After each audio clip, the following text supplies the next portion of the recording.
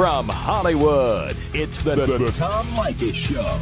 I want it now. And now, here he is, Tom Leykis. Thank you for tuning into the Tom Leykis Show. This is where America gets together to talk about the issues you really care about. It's a different kind of a radio talk program. We're the radio talk show that is not hosted by a right-wing wacko or a convicted felon. No. I am your host. Write down our toll-free telephone number. You're gonna need it. It's 1-800-5800-TOM. 1-800-5800-866. Thank you for tuning in. Thanks for being part of our program. Here we are together again on the radio. And in this segment of our program, I want you to meet someone who is a hero. He's a hero to me. And for many of you guys, he should be a hero to you. And if you've never heard of him, you're going to find out why coming up. Because our guest, Bert Riddick, has had the nightmare of dealing with something that we talk about on this program in theory all the time. I tell you what could happen to you if you got into these circumstances. Bert has lived it. It's been his life. And rather than just sitting back and taking it, he has fought back.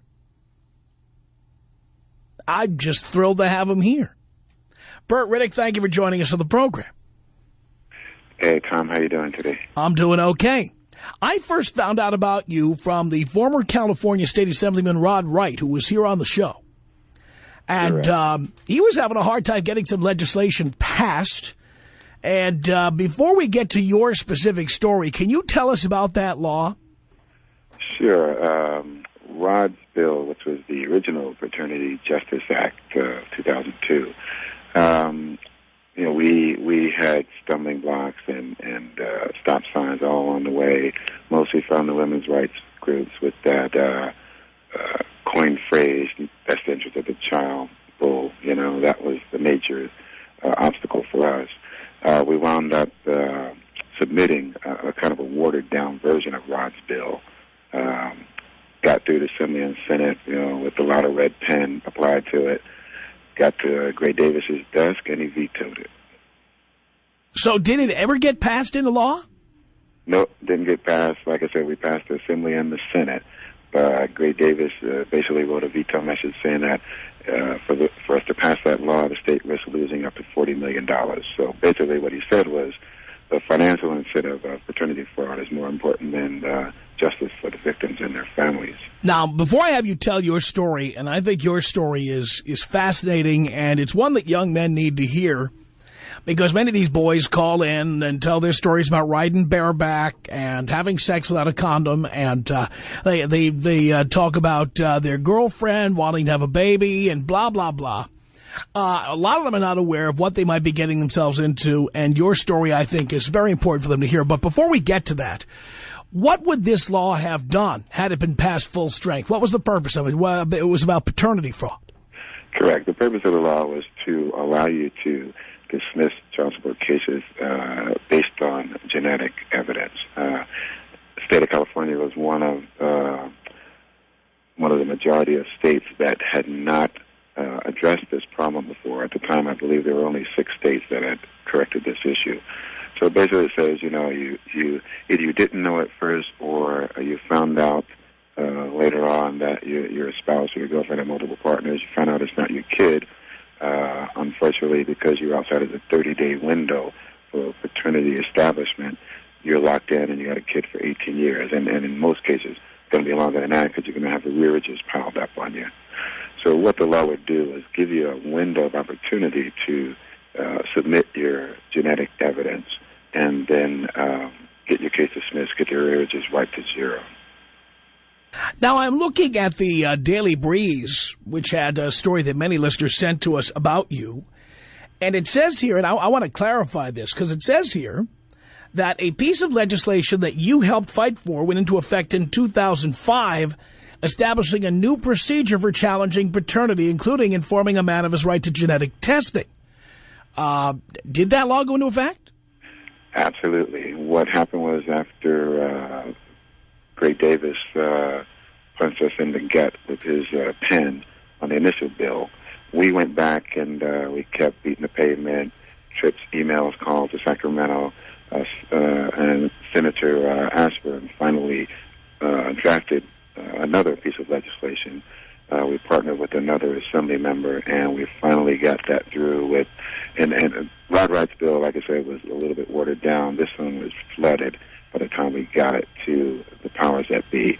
And basically what this bill said that for default judgments only, you can get them dismissed, meaning you never had your day in court, you don't know the kid, you didn't hold the kid out to be your own. Those cases, you have a 2-year window on which, from the time you know or should have known that it's not your child, you can get your case dismissed based on DNA. Wow. All right, let's talk about you and your story because, again, we have a lot of young guys who listen to this show. And I try to tell them stories, whether it be your specific story or theoretically what could happen to people who don't pay attention. And this includes people who've been falsely accused of being fathers. Tell us your story. This story began with a girlfriend you had. How many years ago was that? Let's see. That would have been, 18 years. The kid actually, in my case, just turned 18. So this woman I had a relationship with 20 years ago. 20 years ago. So you had a relationship and it ended? Yeah, we ended the relationship. When I met my wife, we were pretty much together from that point on, So about 2 years into our relationship is when apparently this woman went and had a baby, filed child support documents, and named me as the father. Did you know you had been named the father in this case? No. Well, what happens is they serve the paperwork is filed. They serve to whatever they think is your residence. At the time, my paperwork was served. I happened to be in New York on business. Came back, and then my wife showed me we weren't married at the time, but we were living together. So I was at the paperwork, basically what's this bitch trying to do now type of thing, And I'm like, you know what, she's been blowing smoke, since day one, just, worry about it, not knowing what I know today about the law. So that would be this is the first segue into a lesson for any of these kids who potentially could get into something like this. If you get served with any legal document from the court, you need to respond immediately. Technically, you have a 30-day window. I would go down. I think it would be worthwhile to go down the very next day, if at all possible. One of the things Rod Wright told me, and this wasn't your case, but one of the things he told me was that, and you may know more about this than I do, I suspect you do, so correct me if I'm wrong. But what he told me was that the mother of a newborn puts down an address that would be the last known address of the father. And that in some cases, women say, oh, I don't know where he is, and they put down their own address because they live together or because they spent the most time there or whatever. And so the notice comes to the address of the mother who, promptly disposes of the notice. And so essentially you're never served. There's no proof of service. And then later on you find out the hard way with your paychecks being garnished or something like that. That's absolutely right. And for most guys, that is the way they find out, through a wage garnishment or notice from DMV that the license has been suspended. And there's, the actual process of service is just one part of it. The term that applies would be father shopping. What happens is these women take a look and they say, you know what, I got this guy over here and this guy over here. This guy has a good job. This other guy, has no job, still living at home with his mom and no income. I'm going to put the guy down with making the money. So it's father shopping is the initial source of the problem. So you found out that you were named the father and you ignored the letter and went on with your life, with your new wife. Right. And what happened then? Well, a while after that, I got a letter along with my paycheck saying that my wages would be garnished, and not just to be garnished, but be garnished at 50% of my salary. And that was the first notice. Other than that first piece of paper paper they left on my doorstep. That was the first interaction I had with them. So, actually, I take it back. That's the first notice that I knew that I was going to be garnished. A few weeks after the paperwork, I went over to the Department of Child Support Services in Torrance and explained to them, look, I know I'm a little bit outside my window, but I want to go ahead and take care of this. This is not my kid, you know, do whatever you guys do, blood test, DNA test, whatever, and let's get it over with. The response I got was, sorry, you're outside of your 30-day window, we'll be in touch. What they mean by being in touch would be that they'd start the garnishment on you. They'd be in touch with your wallet is what they'd be Correct. in touch with. Yeah, exactly. So, and again, you mentioned the young listeners. Tom, it's funny. When I go down, one of the things you have to do when you go down on these cases, you have a hearing down in the Commonwealth Building in downtown L.A.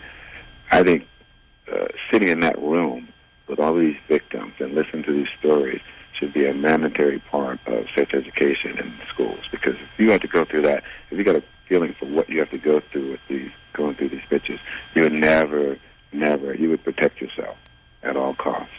Now, did you know for a fact at this point in the story, did you know for a fact you were not the father of this child? Absolutely. I mean, I hadn't seen this woman in, like I said, it was probably 2 years. Wow. And pregnancy is 9 months, so mathematically that would be impossible. All right. They told me you were smart.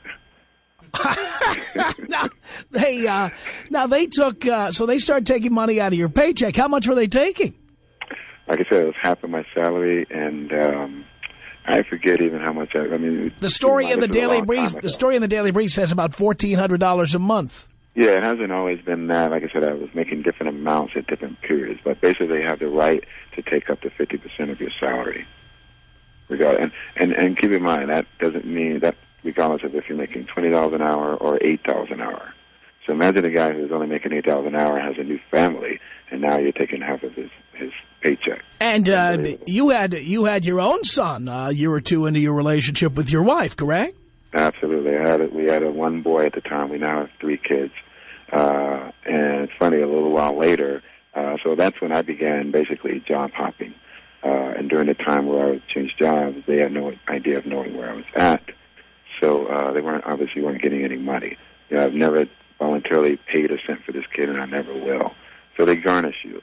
What happened with me was they found out where I was living, and I got off work one morning, pulled in the driveway, the sheriff pulled behind me and arrested me in front of my wife and my son. They arrested you. The sheriff's department arrested you in front of your wife and son. Came to my house and arrested me for failure to provide. I'm a deadbeat dad in their eyes. Wow. So you were taken in and booked like a criminal? Yeah, I was taken downtown. Unfortunately, it had to be a holiday weekend, so I wound up staying 3 days before I could go to court. And in actuality, it wound up being a good thing, because when we finally did get the court proceedings rolling, the criminal court judge, after hearing the story, he said, this is bull. He said, I'm ordering a DNA test, and I want the DA's office to pay for it. At the time, it was under the jurisdiction of the DA. Today, it's a state organization. So he ordered the genetic testing and ordered them to pay for it, and that was the only way I was ever able to get the testing done. So when you got the results of the DNA test and it showed that you were not the father, you would hope that would be the end of it. But what actually happened? Well, first of all, I was overjoyed, They called the wife and told her it was over. And then about 2 or 3 weeks later, I get another notice saying that they're taking my money still. So at that point, that's when I realized that what they're telling me is that the criminal proceedings are over, but the civil case stays open. So they're dismissing the criminal case. I'm not a deadbeat dad. However, I still have to pay for this kid for the next 18 years. Unbelievable. We'll take a break here. We're going to come back with our guest. His name is Bert Riddick, and he's telling the story of this just unbelievable experience of having to pay child support for all these years for a kid that wasn't his. This is something you need to pay attention to, and your telephone calls are coming up as well. Tom Leykis, 1-800-5800-TOM. Pipe down, I'm talking to Tom now. The Tom Leykis Show.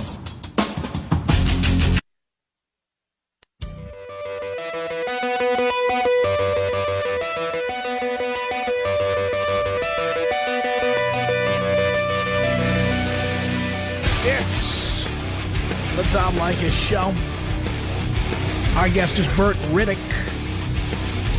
And he has been the poster child for paternity fraud.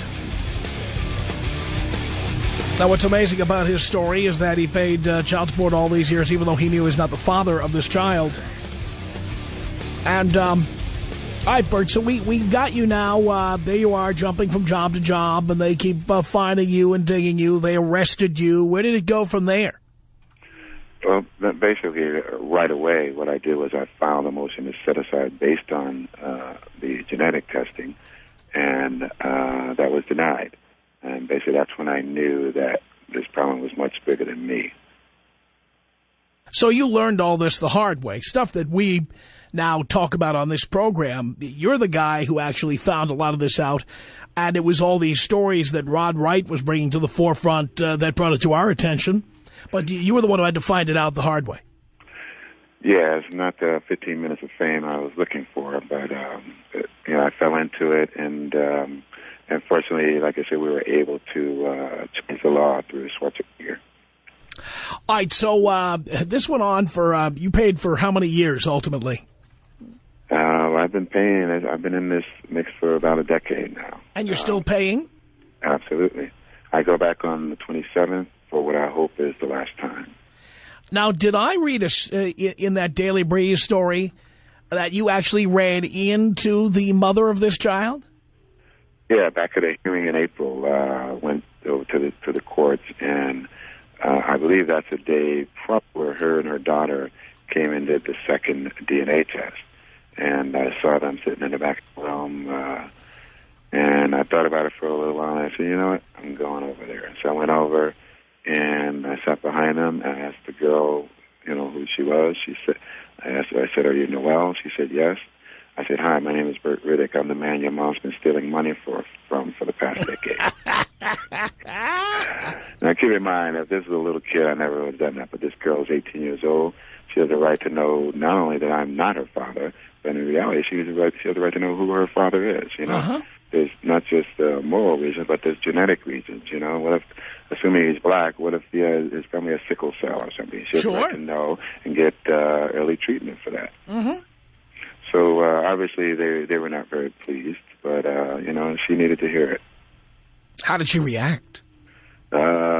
She said, her response was, well, yeah, you're my dad. I said, no, I'm not your dad, and your mother knows I'm not your dad. And I said, even if she tried to fake it, she knew from the first time she got the results of the first blood test that I'm not your dad. And then I looked at her mother and said, how can you sit here and lie to this girl all her life? She's sitting here hating some guy for no reason. When in reality, she should be spending time with her father. And did she respond? No, they got up. First, she told me I needed to leave, and I said, you know what? It looks like a public place to me. If you don't like what I'm hearing, you need to get up and walk away, or call security. That's what I told her. Oh, boy. And did you also say that you had met her one time before? If I read in the story correctly, she was in a brand-new Mercedes, and you met her at a bus stop? Yeah, I was on the bus stop on my way to work. One of the things Tell us why you were at the bus stop. Well, one of the things they do to you after you owe a certain amount of child support is they suspend your driver's license and take your passport. So I'm taking the bus into my job for the city of Redondo Beach. Person pulls up, blows a horn, and I'm thinking, some guy trying to get attention of one of the little cute girls on the bus stop or something. Well, when I look again, it's the person pointed at me and motioning for me to come here. Now, I hadn't seen this woman, and at the time, I guess it had been like 8 or 9 years. So it took me a while, but then I realized it was her. So I stopped for a second. I said, okay, do I bust the windshield or do I get in? So eventually I got in, and I, went a couple of blocks with her, asked her what the hell she was doing, why is she doing it. And I told her, I said, you know what, I'll sign anything you want right now, saying I'll never sue you. All I want you to do is dismiss this case. I don't need anything from you. I can make my own money. Just dismiss it. It's ridiculous. And I brought up the health ramifications to her at that time. She turned totally pale because she never thought about that. All she knows is that she can go to Nordstrom's instead of Kmart. So the health of her child and the well-being of her child meant nothing to her. But I want to make sure people understand this part because it's so important. You're at the bus stop because your driver's license was taken away. She was in a brand-new Mercedes that, in all probability, you were helping to pay for. Oh, without a doubt, without a doubt. You know, it was a very humbling experience, to say the least. And she told you the truth, didn't she? Absolutely. Well, I don't know if it was the truth, but she insinuated that she had been part of a date rape, you know, and this guy was a loser, you know, he didn't have anything and possibly never would. She was still mad at me for what happened, I guess at this point it was 4 years ago when we had broken up, and she named this paternity action. So she decided to put my name down. She knew I'd always have a good job, make okay money, so she knew she'd always have a fat check coming to her every month. Outrageous. All right, and finally here now, all right, so you're waiting now for the outcome of what? Well, I'm waiting. Again, I submitted another motion to set this case aside based on the new law. And a part of that, what I also did was I waited a while because I wanted to try to utilize, there's a Navarro decision where they decided that the man should be compensated. And I tried to add that to mine. Will I see a penny from this from the state? I doubt it. But I wanted to add some wording that says, dismiss my case and reopen my initial case. Give me all the money you took from me subsequent from the initial filing. Which I think is only fair. I mean, it's amazing that we, those of us who are in favor of paternity fraud legislation are kind of being told, well, even if that legislation gets through, we have to accept the idea that whatever you've put into the black hole stays in the black hole. Right. And there'll be lawsuits for this. It's just the beginning of the problem. Has this woman tried to get you to stop what you're doing or ask you to leave her alone or ask you to stop the legal proceedings? Yeah, I'm sorry. I got distracted there. I'm at work. Oh, no, I understand. The woman who had this child who claimed you were the father, has she tried to get you to stop with all the legal proceedings and everything? The woman, I haven't had any interactions with this woman, like other than the two incidents I described, you know. So she hasn't contacted your attorney or a representative or anybody? No, and I've done all this on my own, and so she didn't know how to get in touch with me. I didn't know how to get in touch with her. But I think the thing that your listeners need to understand is that going back to the criminal case being dismissed and the civil staying open, the Department of Child Support Services gets federal matching funds for every child support case that they can report to them. So that's their incentive for keeping all these cases open. So if they can say they're getting money from a man, whether it's the right man or not, they get federal incentives for that. So they get money from the federal government. So now, in addition to assisting this woman in her fraudulent actions, they're actually contributing to the fraud. And there's also, take a step further, in the federal child support guidelines, there's Health and Human Services has a guideline that says, as far as paternity establishment, it says no money should be collected in an unwed parental situation until paternity is established.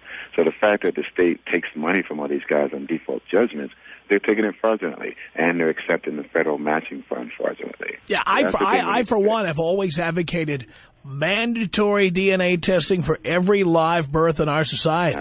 Absolutely. You know, there was a study in the state of Michigan did a study, and they came up to the conclusion, number one, not only did it help them with accuracy, but it really didn't cost them anything extra. You got all three parties there. You got the baby there. You know, just do it there and get it over with. You have to wonder how many of these pregnancies would never happen if women knew they would have to pay the piper, or more importantly, have to pay the expenses of that baby. Exactly. And you know, you just said it. Part of the reason why we go through this is because women know that they're not going to be held accountable. So now, on that form, I've perjured myself. Not only will nothing happen if they find out about it, but the State Department of Child Support Services will still help me get this money from the falsely accused dad. Unbelievable. Now, we're going to take a break, and we're going to come back with some phone calls for our guest, Bert Riddick. It's an amazing story, and now we're going to let you have at it. Tom Leykis. 1-800-5800-TOM. If there's a hell, I'm going. You say that now, and you joke about it now. You know what kind of talk show I could do in hell? I could imagine the guests I could have in there. Hitler, Mussolini. Right. I'd be the Larry King of hell. It'd be great. The Tom Leykis Show.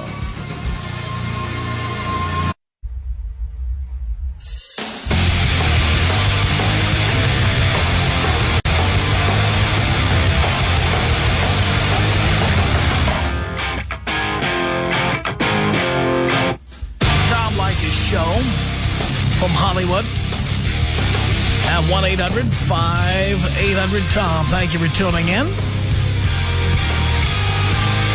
And now we go to your phone calls for our guest Bert Riddick, fighting paternity fraud. Essentially a one-man battle here. Just amazing. All right, let's say hello here to Kristen on the Tom Leykis Show for our guest Bert Riddick. Hello. Hi, Tom. How are you? Great. Good. You know, you've had a similar subject not too long ago, and I was so passionate. I dialed and dialed, couldn't get through.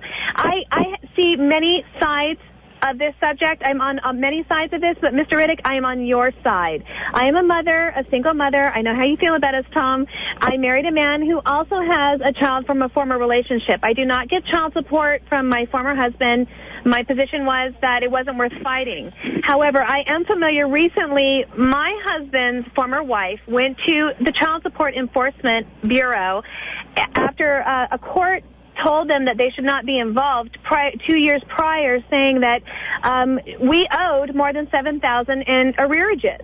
Meanwhile, we are now being, we have garnishments coming out. They're trying to go after my husband for his license, federal tax returns. Most importantly, as I was researching this, I am right there with Mr. I'm sorry, is it Riddick? I already said the name, but yes. I apologize. Mr. Riddick? Yes.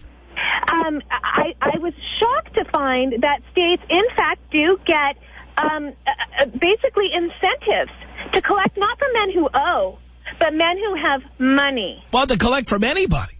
Well, but most men who owe, or many, and I say this respectfully, a lot of men who owe don't have the money. My husband, we have proven in October 2006, when we received the call that my husband was, in fact, behind, I took every check going back to 1998. Not only did we pay, we overpaid by $4,000 trying to assist. They refused to return a phone call. They refused to acknowledge any letter, nothing. It wasn't until, as it turns out, my husband and I, we work for the same company. I'm actually in the accounting department.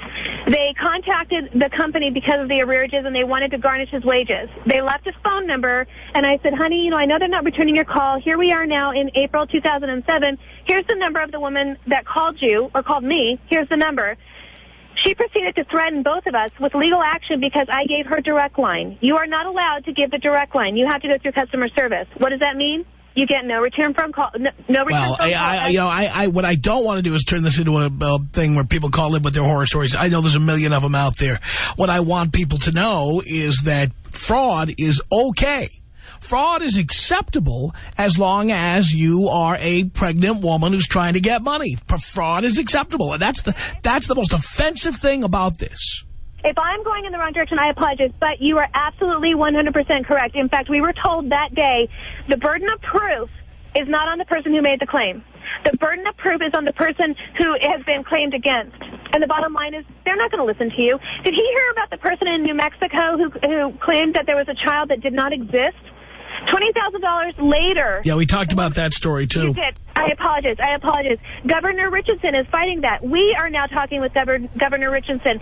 You can go in, and there's no legal ramification for someone who can go in there and lie. Right. They can sign an affidavit and say whatever they want, and I wouldn't be so adamant if I wasn't on two sides of the fence.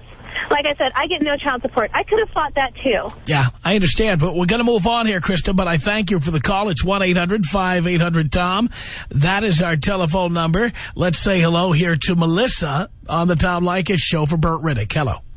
Hi, Tom. Hi. I'm not sure if you're aware of this or not, but I just wanted to make sure that all of your listeners knew that I live in L.A. County, so I'm not sure if it's just L.A. County or if it is for the all of the state of California, that when a child is born, in order to put the father's name on the birth certificate, they have to sign a declaration of paternity form that says that they will be responsible for paternity. I know that this has been in effect at least 10 years because my daughter just turned 10 last week, and she had to have that form signed in order to get her father's name. Well, let's ask Bert. Is that the case, Bert? She's partially right. There is such a document, declaration of paternity.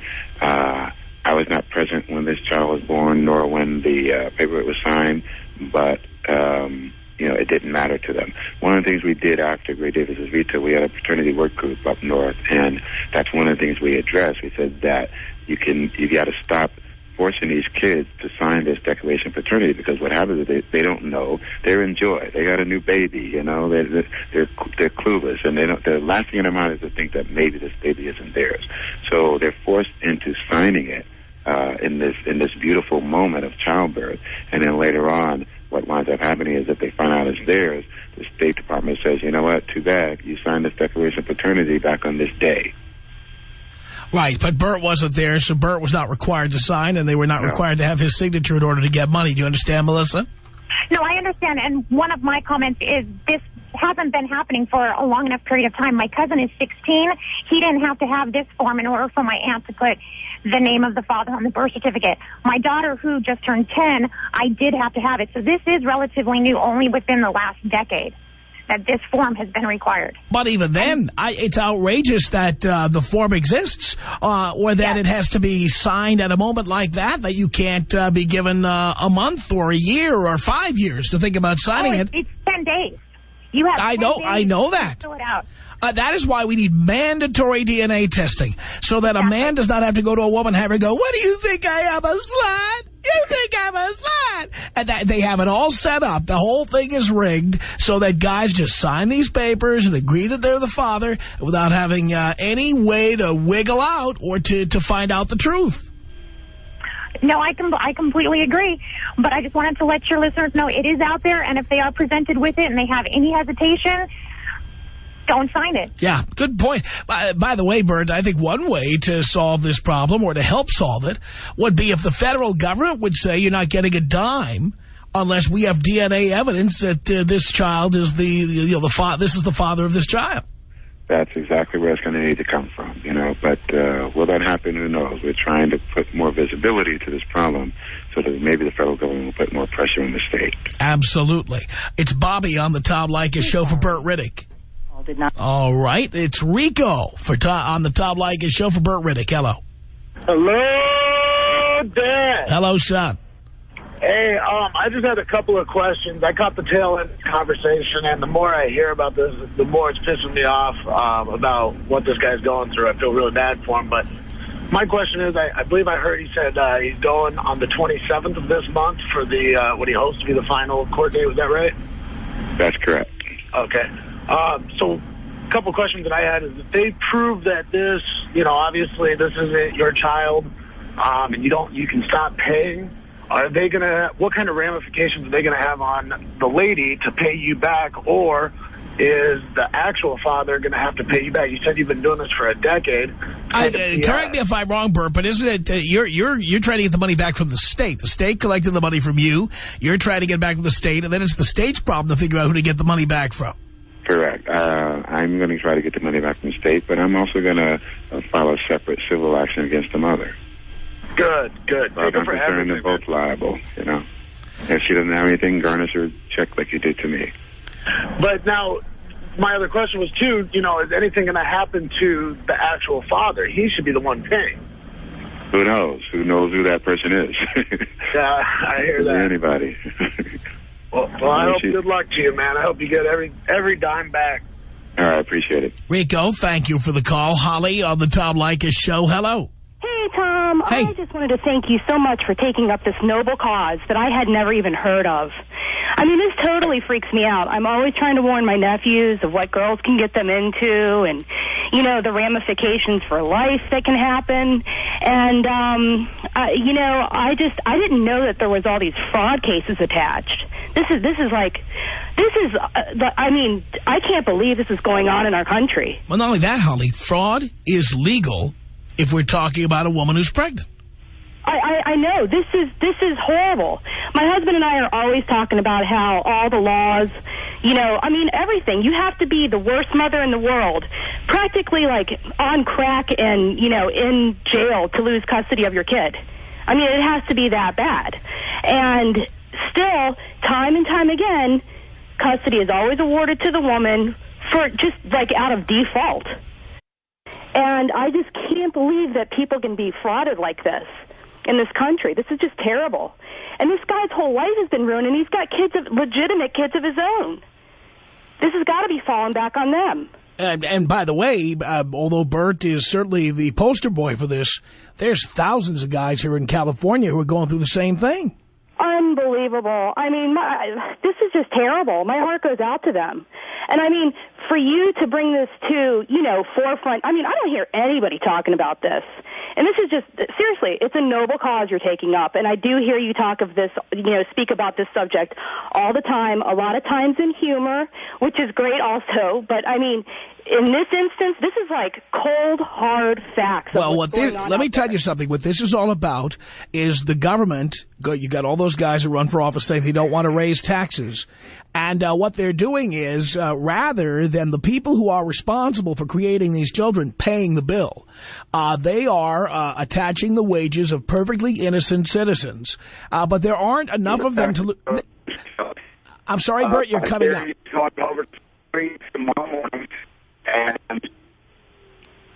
You're cutting out there, Bert. I'm sorry. All right, why don't we put Bert on hold and see if we can get a better connection on him, because you can barely hear what he's saying. But you hear what I'm saying. We need to hear him. Yeah. Oh, no, we definitely do. Everything he's saying. We definitely do. But that's what it's all about. It's about the government, instead of raising taxes on all of us, because everyone says, oh, there's too much welfare and there's too much this. They found a way that's politically acceptable to most people to take the money out of the pockets of certain individuals so that the broad populace doesn't get their taxes raised. Well, I don't believe that, making a bigger government and a bigger bureaucracy out of this is the way of going about it. I think we need to go after the perpetrators, and those are the women that are bringing these cases. Well, but the perpetrators are the legislature that made the laws so that it's easy to defraud people out of their money. Absolutely, absolutely. Easy for the women, to defraud. There should be serious consequences for this kind of fraud, for these kind of accusations. These women should be in jail. They should have their kids taken away from them. This is awful. Yeah, I totally understand where you're coming from. Bert, we didn't hear the last thing you said. Could you say that again, please? Well, I was just in reference to what she was saying. There are things we didn't even talk about, such as what they do as far as your credit report, the lien on your property, tax liens. There's so many things. I mean, I can't even get someone to rent to me, not because I've signed for something, credit didn't pay it, or I've been lax on my bills, because of tax liens placed by the Department of Child Support Services and the state of California. So I mean, I got my family right now living in a motel. Unbelievable. Unbelievable. Mark on the Tom Leykis Show for Bert Riddick. Hello. Hey, Tom. How you doing? Great. It's Bert. This is Mark from Redondo Beach. We go out sometimes. Haven't seen you in a while. Hey, Mark. How you doing? I'm good. Tom, I just want to tell you, I've known Bert for about 8 years, and while he's been going through this, never once has he lost his cool, straight-up guy, loves his real family. And, Bert, I'm behind you 100%, man. I heard you on the radio. I had to call and just say right on. And you have my number. You're supposed to give me a call. I appreciate it, man. It means a lot to me, man. Yeah, Tom, like I said, he's a straight-up guy. He's been going through some hell. And, never hear him once complain. He's just handling the business and getting it done. Absolutely. Well, that's why we have him here. I really think that he's a hero. He's the hero a lot of men have not heard about. Now, Bert, at this point in time, I know we got a lot of guys out there who are saying, what can we do in this situation? What can we do to help? What can we do to protect ourselves? What would you recommend guys do? Well, the main thing is to get some genetic testing in all cases. Find out as early in the game as possible. If you have to do it on the down low, then do that. But the bottom line, to get tested, over 70% of the default judgments in California come out to be false paternity. So that means that in over 7 out of the 10 cases, the woman has lied. So, I know you love your lady, you love your wife, your girlfriend, whoever it is, but you got to get tested and nip this thing in the bud and fix it at the beginning. Right now, the law says you got 2 years from the time you've known or you should have known that it wasn't your kid. At that point, you have the option, your window is still open to get this thing taken care of. After that, sorry, you got a kid for life. Outrageous. Bert Riddick, thank you so much for spending this time with us. We appreciate it. The Tom Leykis Show.